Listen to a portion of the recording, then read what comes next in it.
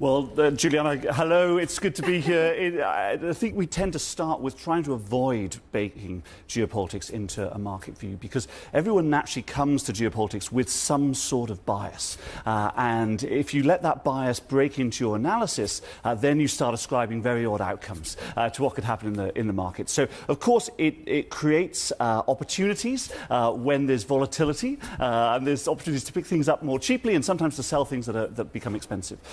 But I think when it comes to geopolitics, try and get away from all the noise, look at what's happening at the individual companies and at markets, and try and put the rest in the background. It does feel like there is a top-down view that's taking shape over the last couple of days that defense stocks are worth buying here on the back of this push for more spending from Europe. And the rally looks like it has some legs. We saw a massive step up yesterday. Again, today, we're seeing 20-30% gains over the course of just 1 week in some of these European defense names.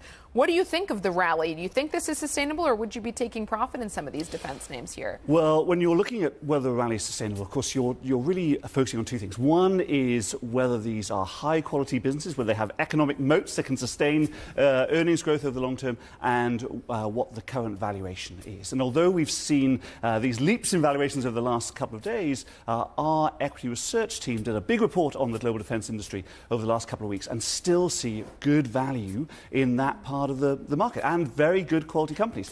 We've heard how Europe needs to increase its defence spending. That seems to be a consensus, so that supports earnings. But you're starting from a good place where valuations are pretty reasonable across the sector, so still good opportunities there.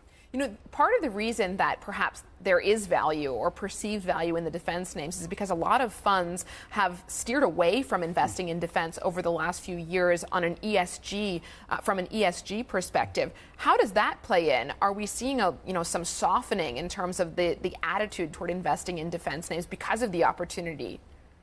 Well, there's really two things we need to think about in terms of ESG. One is risk. So ESG risk is really focused on what are the additional risks that are presented by climate change or changing consumer taste or government regulation. And so that can be baked in, and that impacts defence companies because of their carbon footprint. Typically, they're big industrial manufacturers, and so they have quite a big carbon footprint normally. But secondly, there is the preference of investors to invest in line with their values.